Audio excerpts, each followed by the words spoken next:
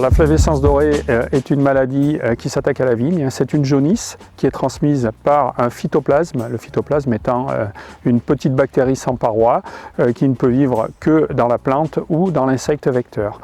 L'insecte vecteur, donc c'est une cicadelle, la cicadelle de la flavescence dorée, donc qui va naître saine, mais qui va venir s'infecter sur un plant déjà contaminé et qui va ensuite transmettre ce phytoplasme à d'autres cèpes autour en piquant pour se nourrir.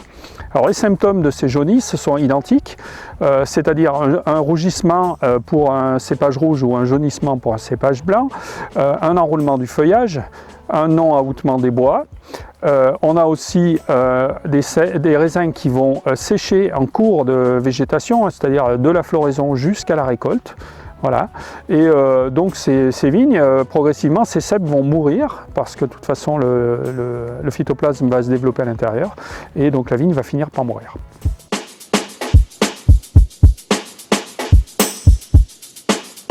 Donc la maladie, dans un premier temps, va se traduire par une perte de récolte, puisque les cèpes vont devenir totalement improductifs, les raisins vont sécher avant la récolte, et puis progressivement les cèpes vont mourir. Voilà. Il faut savoir en plus que d'année en année, le taux de contamination va être de 10 à 15. C'est-à-dire que pour un cep malade au départ, l'année suivante, on peut avoir entre 10 et 15 ceps de malades, et l'année d'après, on est à des taux très importants. Au niveau de 3 ans, on est arrivé à des taux très importants qui obligent à un arrachage total de la parcelle.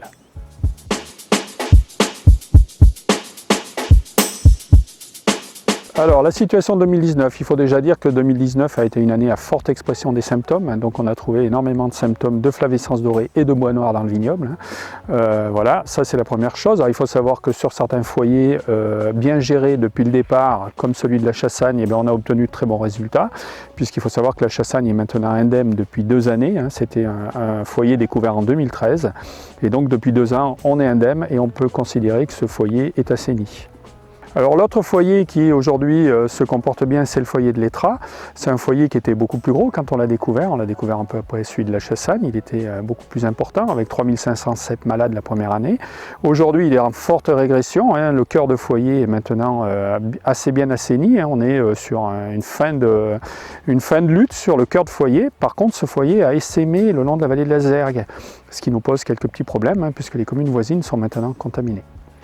Alors le foyer de Saint-Étienne-la-Varenne et Audenat est celui qui nous préoccupe le plus aujourd'hui, parce qu'il est en expansion depuis 3 ans et donc on a de plus en plus de parcelles contaminées, et notamment on a aujourd'hui 2 nouvelles communes contaminées, puisqu'on a le Péréon et Saint-Étienne-des-Oulières qui rentrent en lutte, puisque ces 2 communes ont des parcelles contaminées. Voilà, donc aujourd'hui on est sur 4 communes. Ça c'est lié au fait qu'on a des grosses populations de cicadelles sur cette zone-là et qu'elles sont mal gérées pour l'instant. Les traitements qui sont demandés ne sont pas suffisamment efficaces pour enrayer la maladie. Et alors pour finir, on a aujourd'hui 3 petits foyers qui ont été découverts. On a un foyer sur Fleury, on a un foyer sur Corcelles en Beaujolais et on a des foyers sur des vignes mères qui se situent à Châtillon et à Lisieux.